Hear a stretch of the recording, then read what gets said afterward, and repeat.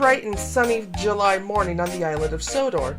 With it came the summer heat, which meant more work for the Sodor search and rescue team. While Flynn was patrolling the main line, Belle was stationed at Vicarstown.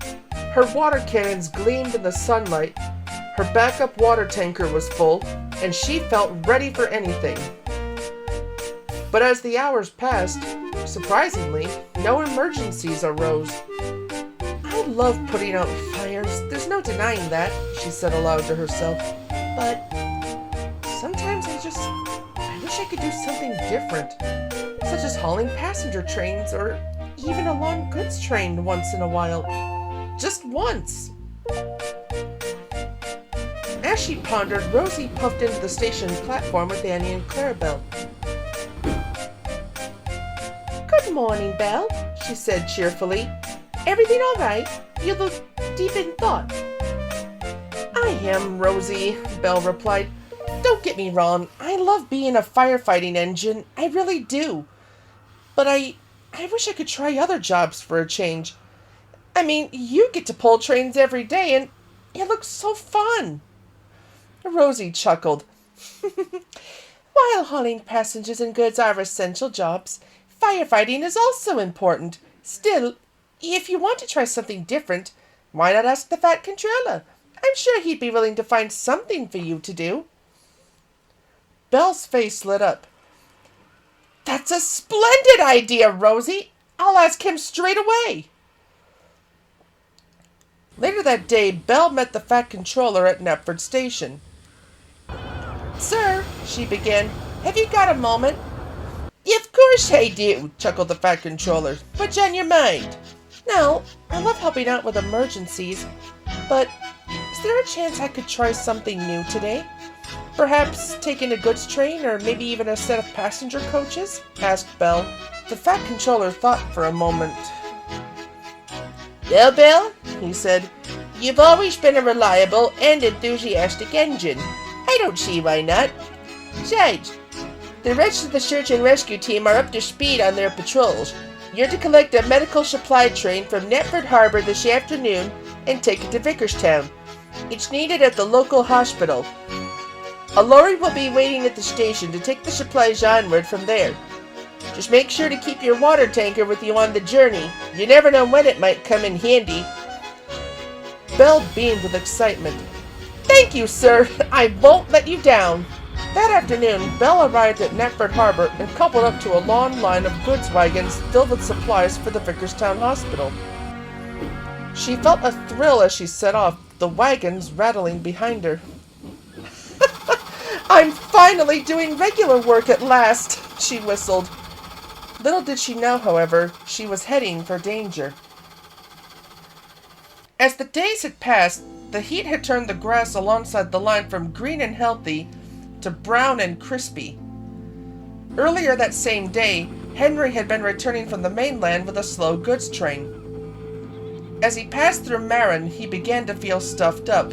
"Aw, don't worry, old boy," comforted the driver. "Once we clear the hill, I'll have you checked over at Wellsworth." "Ugh, thank goodness. That will be a huge relief for me," smiled Henry. As he began to climb up Gordon's Hill, he started to feel a tickling sensation in his nose. "Oh no, no, not here, no, not now," he moaned. Without warning, he let out a loud sneeze, sending soot and sparks flying out of his funnel and landing on the grass near the line. "Oh, goodness me!" his driver shouted, sticking her head out the cab window. "Phew. At least nothing else can go wrong now. Come along, Henry, let's get you to Wellsworth. I'll see if the Fat Controller can spare an engine to take your train on while you're getting cleaned out." At the same time, as Belle puffed along the line toward Wellsworth, she saw Henry in the nearby siding, looking miserable. "Well, bless my Belle, are you all right?" she asked. "No," whistled Henry feebly. "I think I took on some bad coal when I was coming back from the mainland. I'm surprised I was even able to get this far. My driver's calling for help as we speak." "That's good to hear," smiled Belle. I'd love to stay and chat, but these supplies are needed for the hospital in Vicarstown. Take care, and I hope you feel better soon. As Belle resumed her journey, she saw black smoke rising in the distance. Oh no, that does look like trouble, she cried, stopping at the crest of Gordon's Hill. The driver got down from the cab and went to see where the smoke was coming from. She came back a minute later looking worried. There's a fire near the station master's cottage just down the hill near Myron, she exclaimed. His family tried calling for help, but the fire brigade's stuck in traffic. Belle immediately sized up the situation. I'll help. My tanker's full of water and my cannons are at the ready. Leaving the truck safely in a siding at the bottom of the hill, she raced to the other side. The fire crackled and spread quickly throughout the dry grass, and the station master's family were panicking. Belle whistled loudly to get their attention. Don't worry, everyone! I'm here to help, she called. Positioning herself carefully, Belle unleashed powerful streams of water from her cannons.